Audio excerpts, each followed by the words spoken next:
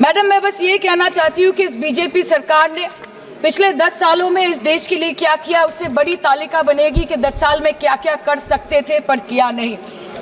2014 में जो किसान मोदी है तो मुमकिन है सोच के और अच्छे दिन के ख्वाब देख के बीजेपी को वोट दे रहा था, आज 10 साल बाद वो बोलता है कि मोदी है तो नामुमकिन है। शायद अभी वो किसान है भी नहीं। तो इसीलिए मैं बोलना चाहती हूँ कि समय बड़ा महत्वपूर्ण होता है अध्यक्ष महोदय, और बड़ा बलवान। बंगाली में हम एक बात बोलते हैं कि समय गेले साधन होबे ना। इसका मतलब यही है कि अगर समय चला गया तो साधना नहीं होगी, अगर भक्त रूठ गए तो आराधना नहीं होगी। और 3 से 303 से 240 के आंकड़े बोलते हैं कि इस बार जो आप चले गए तो दोबारा लौटने की संभावना नहीं होगी। अगर इंडिया के चश्मे से भारत को देखोगे तो भारत समझ में नहीं आएगा, पूरा जीवन चला। और इसलिए इन्होंने अपने गठबंधन का नाम भी इंडिया ही रखा है, इसीलिए रखा है, वही सोच से चलना है। और मान्यवर हमारे प्रधानमंत्री जी ने विकास तो करना है, दुनिया में सबसे आगे बढ़ना ही है, विकास के साथ साथ विरासत को भी अपना कर आगे बढ़े। गुलामी की हर परंपरा को हम समाप्त करना चाहते हैं। हम एक आजाद मुल्क है, सार्वभौमत्व से लैस मुल्क है, किसी की परंपरा हमें स्वीकार नहीं है।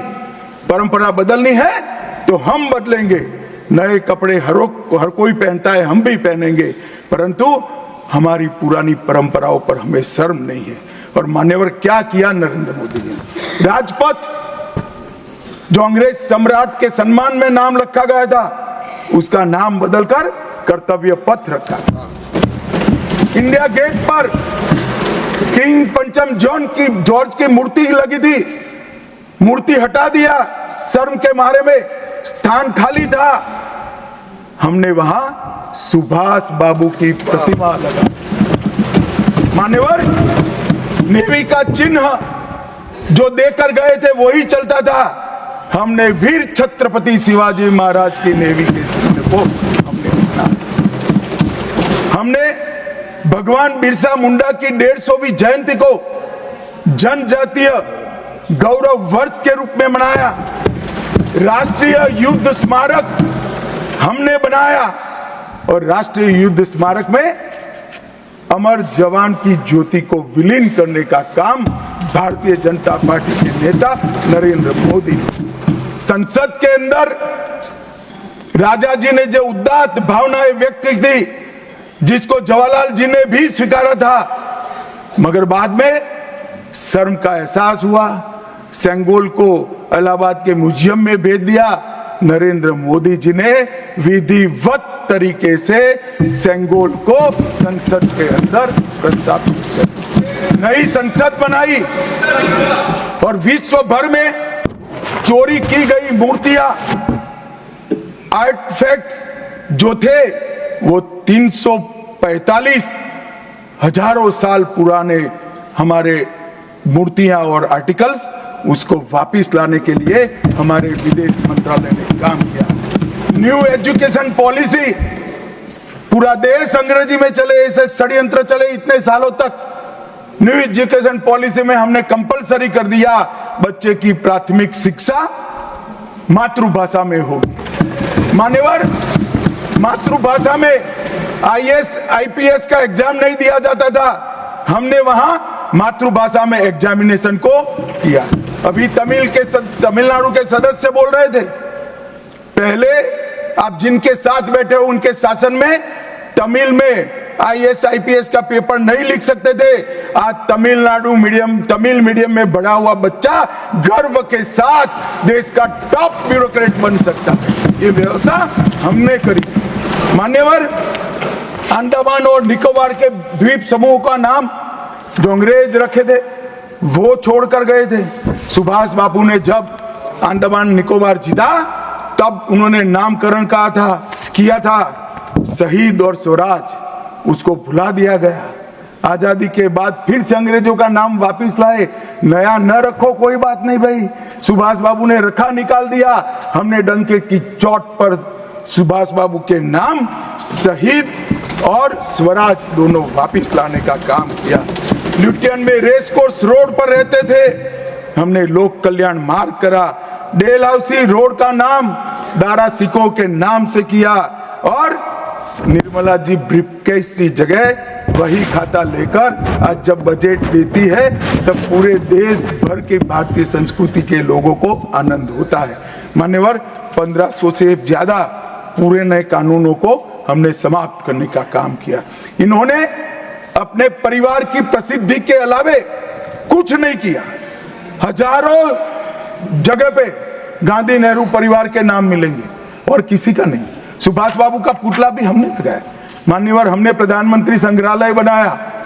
जवाहरलाल जी से लेकर नरेंद्र मोदी जी के पहले जितने बने वो सभी प्रधानमंत्रियों के जीवन कवन को हमने दिखाने का काम किया। वहां पहले सिर्फ जवाहरलाल जी का मिशन, G20 की अध्यक्षता हमने की और भारतीय सांस्कृतिक और वैश्विक समन्वय को हमने प्रोत्साहित। राम मंदिर का निर्माण, काशी विश्वनाथ धाम का पुनरुद्धार, काशी उज्जैन शारदा पीठ, करतारपुर साहिब कॉरिडोर, योग को वैश्विक पहचान और 160 साल पुराने कानूनों को खत्म करने का काम नरेंद्र मोदी जी ने किया। हम पीछे नहीं गए। ऐसा वो मानते थे पीछे चले जाओगे, पीछे नहीं गए थे, नहीं गए पीछे। तो आप छोड़कर गए थे, आप 14वें नंबर पर छोड़कर गए थे। अटल जी 11 पे लाए, फिर 11 से नीचे नहीं गए, देश पर बड़ा उपकार किया।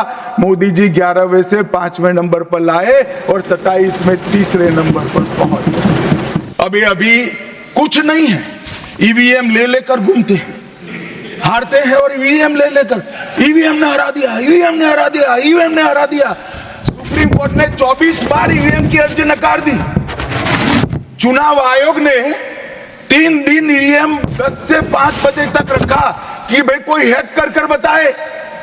कोई नहीं गया, सुप्रीम कोर्ट में कोई नहीं गया और हारते हैं तो ईवीएम का दोष निकालते हैं। मान्यवर, एक ही समय, एक ही दिन 2 परिणाम घोषित। एक महाराष्ट्र में सुपड़ा साफ हो गया, जो जनादेश के साथ द्रोह किया था इसका दंड महाराष्ट्र की जनता ने दिया और दूरबीन लेकर दिखाई नहीं पड़ते।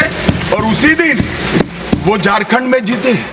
तो महाराष्ट्र में ईवीएम खराब है और झारखंड में टप से जाकर नए कपड़े पहनकर शपथ ले ली। अरे भाई जरा तो शर्म करो, जनता देख रही है।